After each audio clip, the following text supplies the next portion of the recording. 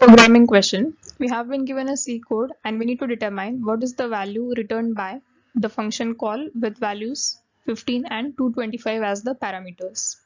So let us take a smaller example and understand that. Let us call the function as f and let the parameters be 10 and 35. Let us see what this function does. The first one is x, second parameter is y. None of them is 1, so this is not satisfied. They are not equal. This is not satisfied, so we go to here, y is greater than x. If this holds true, then what do? We recursively call the same function with parameters. First one, the smaller parameter remains the same, and second parameter changes to y minus x, which means 35 minus 10, 25.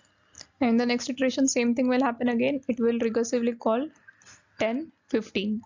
Next time again 10 and 5. This function call will be made. And now when this function call is made, we can see that this condition satisfies. X is greater than y now. So in this case, what is the recursive call we do? X minus y and y, which means every time whichever is the larger parameter, from that we subtract the smaller one. So this will give us f of 10 minus 5, which is 5. The smaller parameter remains the same. And now when this function call is performed, the second condition is satisfied. X is equal to y, then x is returned. We can return either x or y because both are same in this case. So this will return us 5.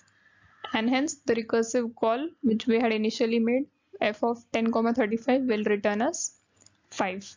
And as we can see, for 10 and 35, 5 is the GCD. So what this function is basically doing is, it is giving us the GCD of two numbers using repeated subtraction. Whichever is the larger number, we are converting it into larger minus smaller, and the smaller number remains the same. So in this way, we are repeatedly subtracting the smaller number from the larger one, and ultimately we will reach the GCD. And if both of them do not have any common divisor, then we will go to this first condition and 1 will be returned. So this is GCD using repeated subtraction. In general, how do we calculate GCD? Instead of subtraction, we go for modulo.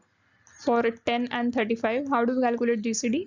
We will go for 10, 35 modulo 10, which is 5.